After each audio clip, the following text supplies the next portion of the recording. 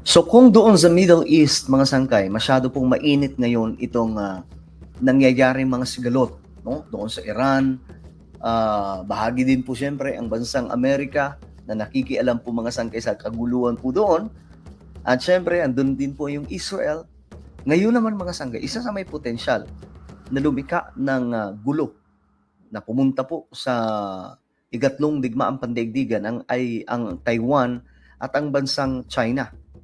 Ngayon kasi mga sangkay, nakaraan lamang, pinalibutan po ng China ang Taiwan gamit po ang kanilang puwersang militar. Pero ngayon, mga sangkay, hindi po nagpatalo ang Taiwan. Aba, ayon po sa report, magsasagawa din po ang Taiwan ng isa pong Chinese invasion simulation drill. Ngayon mga sangkay, ibig sabihin nito, pag-aaralan na po nila kung papaano po papalagan ang anumang pag-atake na gagawin ng bansang China. Pag-usapan po natin yan, pero bago tayo magtuloy-tuloy, paki-subscribe po muna yung ating YouTube channel. Tayo po ay 1.52 million subscribers na parami po tayo ng parami. Kaya naman sa mga hindi pa po dyan nakakapag-subscribe at gusto pong mapabilang sa dumaraming mga solid sangkay, makikita niyo po yung subscribe button sa baba ng video na to. I-click niyo po yung bell at i-click niyo po yung all. Sa mga nanonood naman po sa Facebook, i-follow niyo po yung ating Facebook page. Okay, ito na, pag-usapan po natin. Kasi masyado pong umiinit ngayon itong China versus Taiwan. Ang Taiwan pa naman, napakalapit lamang po niyan sa Pilipinas. Kahit po yung China, sobrang lapit lamang po sa ating bansa niyan. Kaya nga, sabi po nila, kapag pumutok daw po itong digmaan ng dalawang panig, possible na madamay ang Pilipinas. Well, alamin po natin yan, mga sangkay. Ito, ayon po sa report, Taiwan magsasagawa ng Chinese invasion simulation drill. So, ngayon, mga sangkay, pag-aaralan po nila kung ano po ang kanilang gagawin sakaling umatake itong China. Naghahanda ng Taiwan para sa kanilang taunang Hankuang drills. If the CCP will act in a provocative manner during our exercises, ito na. Kasi ang nakakatakot dito na pwedeng mangyari, in case na habang mayroon pong military exercise itong Taiwan, paano kung biglang dumating ang China at gumawa din po ng agresibong hakbang? Kaya sabi dito, if the CCP will act in a provocative manner during our exercises, we will follow the regulations of the central organization during regular combat. And there will be combat-ready troops on duty 24 hours a day. So magkakaroon daw po mga sangkay ng combat troops na handa daw po at naka-duty 24 hours a day. So kung ano man ang gagawin po ng China, in case na may gagawin po silang hakbang against Taiwan, mga sangkay, sa araw na ginagawa po nila itong military exercise, talagang papalagan po nitong Taiwan. 24小时都会有战备兵力在轮值，所以第一时间都会。So we will respond with combat readiness forces immediately. So palag po talaga itong Taiwan. Ang napansin ko dito sa Taiwan, mga sangkay, kahit ano pong ginagawa ng China, hindi po nila inaatrasan. Actually, kahit po yung pinapasok yung Taiwan, mga sangkay, nitong mga barko ng China, ang ginagawa po nila, wina-water cannon po nila.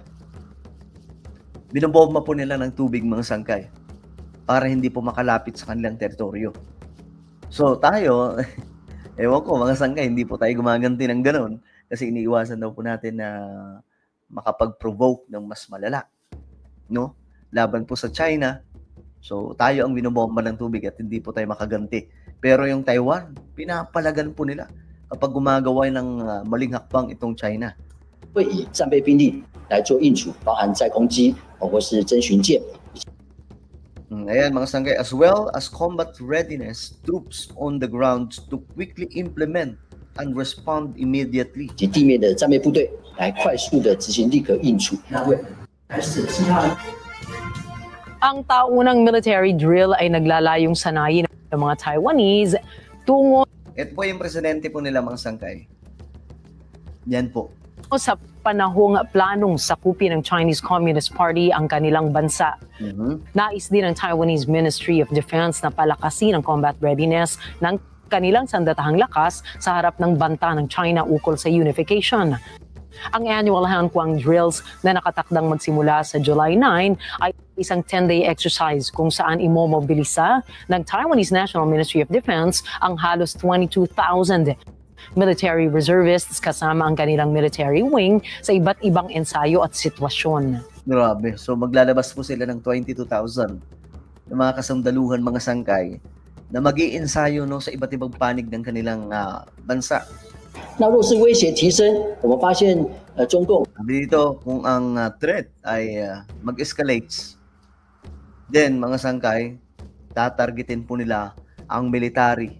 Sabi po dito, ang gagawin nila, pag-aaralan nila sa military exercise kung ano po ang kanilang gagawin just in case may invasion na gagawin ang China. Kasi matunog po ito ngayon na may gagawin po talaga yung China dahil po sa One China policy. So sabi nila kung kinakailangan daw po gamitan ng dahas, gagamitan po nila ng dahas, mabalik lamang po sa kontrol ng ang Taiwan ng China. 有针对性的军演包含实弹操演或是1月24海里，那我们会下达立即备案操演国军会视威胁的程度，以现有的兵力即刻转入备战的状态来对应威胁的提高。以上说明。 Kasabay ng military drill ay magsasagawa ang Taiwanese government ng civil defense at evacuation drills. Kasama na rin ang missile alerts at evacuation drills nga. Dahil dito, kinakailangan o kakailanganing pansamantalang isara ang mga negosyo at patigilin ang pagdaloy ng trapiko sa kabisera ng Taiwan na Taipei. 其实这也 Ibig sabihin malakihang military drill na gagawin nila mga sangkay. Hindi po ito basta-bastang military exercise lang. 是一个战略沟通。我告诉我们群众，除了宣扬我们的国军的能力跟决心之外，也是告诉对岸我们有信心保卫我们的国家。我们的各项战力都是靠有这。So ang gagawin nila mga sangkay, hindi lamang po yung militar nila ang magsasagawa ng kumbaga pagsasanay. Pati po yung mga citizens ng Taiwan, kailangan po nila makaisa. Kaya nga po may isasara daw po na mga kakalsadahan just in case. Siyempre, kung actual na po na mangyayari mga sangkay yung invasion, kailangan po talagang walang tao sa labas. Kailangan nasa loob lahat. Ang tanong dito, kagaya kaya yung Taiwan ng Israel na may mga sariling mga kumbaga bunker, may mga tinataguan, mga shelter po, mga sangkay. Well, umiinit pong sitwasyon itong Taiwan at China. Sana po hindi umabot sa punto na magkaroon po ng putukan dyan sa karagatan mga sangkay kasi dyan po mainit no? Malapit lang pa naman po yan sa atin. Diyos mio Marimar. Ano po ang inyong opinion? Comment down below. Meron po tayong YouTube channel, Sangkay Revelation. Hanapin niyo po ito sa YouTube. Kapag nakita niyo na, i-click niyo po yung subscribe, i-click ang bell, at i-click niyo po yung all. Ako na po ay magpapaalam. Mag-iingat pong lahat. God bless everyone.